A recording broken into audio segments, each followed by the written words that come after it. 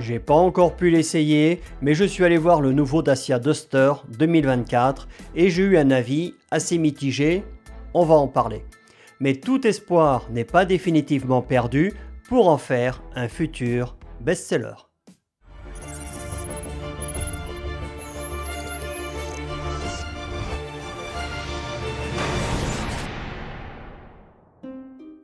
Bonjour à tous. Donc je suis allé voir le nouveau Dacia Duster, j'ai pu m'asseoir à l'intérieur, faire fonctionner l'écran tactile, me rendre compte de l'accueil et du confort des sièges, de son ergonomie, de la qualité des matériaux employés, etc. Et donc me faire une idée assez précise de l'évolution de l'auto, même si rien ne peut remplacer un essai. Comme désormais toutes les Dacia, ainsi que certaines Renault, Nissan et Mitsubishi, elles reposent sur la plateforme CMF-B. Par rapport au modèle 2023, le 2024 est 3 cm plus bas, longueur et largeur restant identiques à quelques millimètres près, et le volume du coffre progresse de 6% à 594 litres. Le poids selon les modèles évoluant entre 1276 et 1436 kg. Donc, pas de malus au poids pour l'instant. J'ai trouvé la calandre et la signature lumineuse avant magnifiques, le capot légèrement arrondi et nervuré très valorisant et statutaire, les barres de toit pivotantes pour en faire une galerie, c'est génial, la ligne arrière avec la signature lumineuse en Y, j'aime beaucoup, et ils ont fait le choix d'une ligne de caisse assez haute avec des montants très présents et donc d'une surface vitrée restreinte qui offre malheureusement une très mauvaise visibilité vers l'arrière. Mais ça lui donne un côté petit baroudeur qui est dans l'air du temps et esthétiquement je trouve que ça lui va super bien. En fait, son style me fait un peu penser au Hummer H2 et H3 en plus petit. Si, un peu quand même, non ? Les peintures métallisées sont magnifiquement réalisées, les alignements entre les différents éléments de la carrosserie sont sans défaut, et on verra, en parlant de la nouvelle Citroën C3, que ce n'est malheureusement pas le cas dans toutes les marques.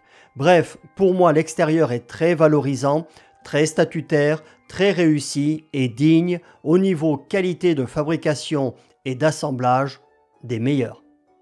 Dommage que la visibilité vers l'arrière soit si médiocre. Le modèle existe en 4 finitions et les prix vont de 19 690 € pour l'Essential Eco G100, essence plus GPL, équipé du petit 3 cylindres 1000 cm3, jusqu'à 28 100 € pour le haut de gamme journée équipé du moteur hybride 140 chevaux. Ça nous fait 1700 € d'augmentation, environ 10% pour l'entrée de gamme et 2300 € en moyenne pour les autres modèles. Ce sera à chacun d'apprécier si ça lui paraît raisonnable ou pas. Le premier sujet qui peut fâcher, les moteurs.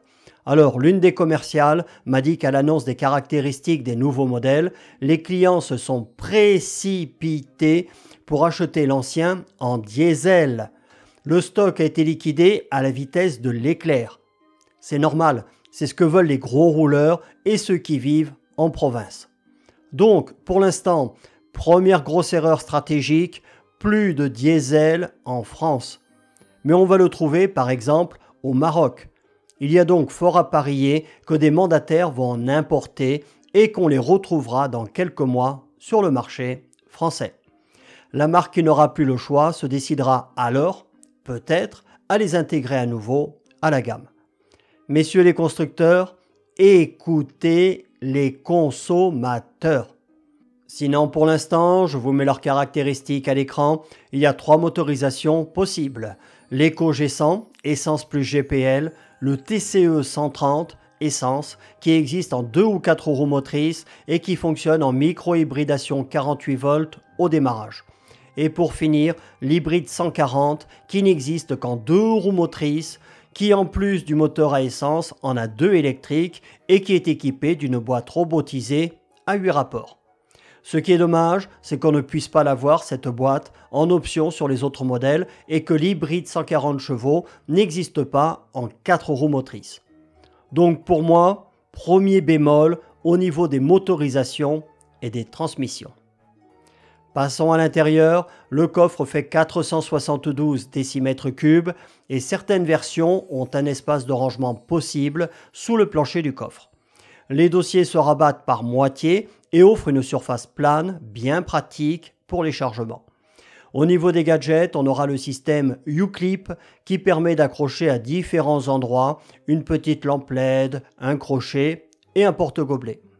Les places arrière sont facilement accessibles. On a beaucoup de place pour les jambes. Par contre, même sans être grand, les sièges sont un peu bas. Le dessous de la cuisse ne repose pas dessus et je trouve les dossiers trop droits, trop relevés. La visibilité vers l'avant est mauvaise et la banquette assez inconfortable. Les places avant, comme dans l'ancienne version, je trouve les assises trop basses pour un SUV et je n'ai pas réussi à trouver une position de conduite agréable à son bord. L'ergonomie générale est assez mauvaise et le confort des sièges assez moyen. Malgré l'écran principal de 7 pouces TFT et l'écran multimédia 10 pouces, j'ai trouvé, surtout si on compare à la C3, qui est magnifique à l'intérieur, que le tableau de bord de ce Duster 2024 n'avait pas suffisamment évolué.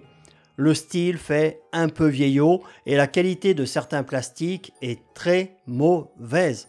Ils vont peut-être y remédier, je l'espère, mais le tableau de bord devant le passager, là où c'est marqué Duster, et une partie des contreportes, c'est une véritable honte. Ce sont des plastiques trop fins, trop durs, ils sont de très mauvaise qualité et je ne sais pas comment ça va vieillir. Le volant, lui, est magnifique, même si je n'ai pas aimé son ergonomie. Ils ont conservé, Dieu merci, des boutons physiques pour la ventilation et il y a pas mal de rangements sur la console centrale. Ceux qui l'ont essayé disent que le véhicule est confortable et très agréable à conduire, mais ont regretté le mauvais fonctionnement de la boîte automatique qui s'emballe pour rien dans les tours. Ils ont trouvé le moteur TCE 130 trop bruyant et la boîte manuelle mal conçue, car en voulant passer la 6e, si on ne pousse pas le levier bien à fond sur la droite, on peut rentrer la 4e. Et si on est à haut régime, attention à la salade de soupape. Donc, et ça se confirmera ou infirmera lorsque j'aurai pu l'essayer, esthétiquement je trouve l'auto magnifique à l'extérieur avec une excellente qualité de fabrication et d'assemblage. Les peintures métallisées sont superbes, je suis par contre plus mitigé sur l'intérieur, déçu par les assises, la position de conduite et la visibilité. Déçu aussi par le fait qu'il n'y ait pas de diesel, pour l'instant, au catalogue. Après, au niveau prix, c'est à chacun de voir. Ils sont montés en gamme, ce n'est plus un modèle low cost, la Sandero est un bien meilleur rapport qualité-prix, mais par rapport aux autres SUV de catégorie équivalente, souvent mieux finie et équipée, elle peut éventuellement tirer son épingle du jeu. L'avenir nous dira si le nouveau positionnement marketing de Dacia pour ce modèle était judicieux ou pas. Salut à tous.